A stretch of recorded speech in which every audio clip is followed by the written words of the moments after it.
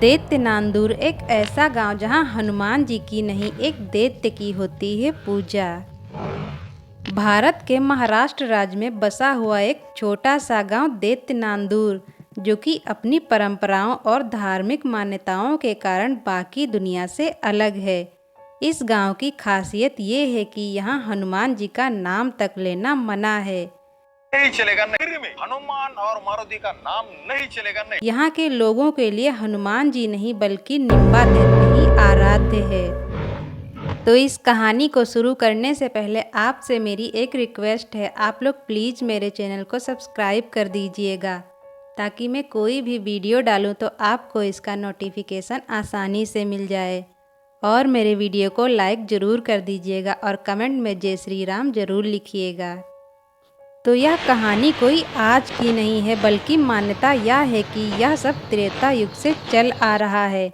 जब भगवान श्री राम अपनी पत्नी माता सीता को रावण से मुक्त कराने के लिए वन वन भटक रहे थे, तब वे इस गांव में भी आए थे। इस गांव पर उस समय निम्बा दैत्य नामक एक राक्षस का शासन था।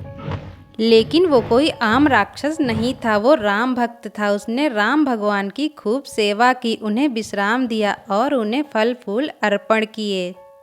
लेकिन भगवान श्री राम जी की यात्रा में जब हनुमान जी उस गांव के पास पहुंचे तो स्थिति पलट गई।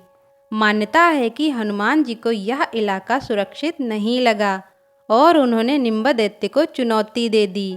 दोनों के बीच में भीषण युद्ध हुआ, जिसमें दोनों लोग घायल हो गए और मूर्छित हो गए। जब निम्बा दैत्य के मुंह से हे राम निकला, तब हनुमान जी चकित रह गए। एक राक्षस जो राम नाम जप रहा था, उनके लिए यह हैरानी की बात थी। और ये युद्ध इतना ज़्यादा बढ़ गया कि इसको शांत कराने के लिए प्रभु श्री राम को आना पड़ा।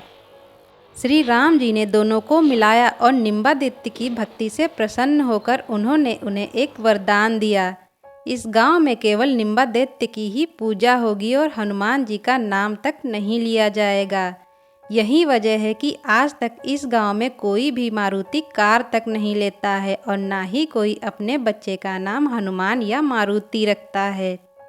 एक कहानी के अनुसार एक बार एक मजदूर जिसका नाम हनुमान था, वो काम करने के लिए इस गांव में आया और पानी भरने के लिए गया। जैसे ही उसका नाम पुकारा गया, वो हवा में उड़ा और ज़मीन पर गिर गया। उसके शरीर पर काफ़ी चोटें आई थी और उसके व्यवहार में अजीब सा बदलाव आ गया था।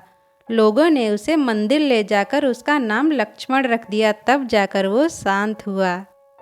एक ऐसी ही घटना गांव के एक डॉक्टर सुभाष देशमुख के साथ घटी।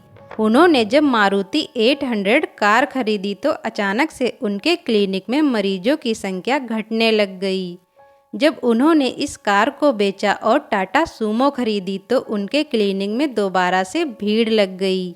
गांव में मान्यता है कि यदि कोई हनुमान या मारुति नाम की वस्तु गांव में लाता है तो या तो वो खराब हो जाती हैं या तो अजीब घटनाएं घटित होती हैं।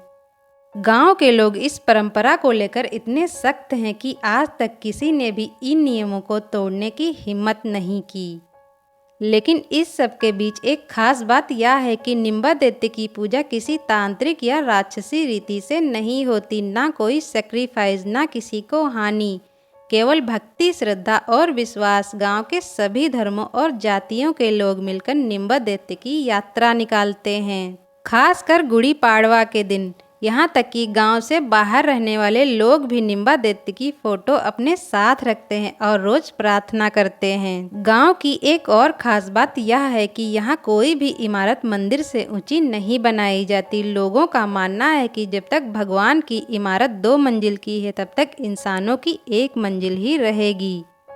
इस तरह का विश्वास और परंपरा एकता दैत्य नांदूर को भारत के बाकी गाँवों से अलग और अनोखा बनाते हैं।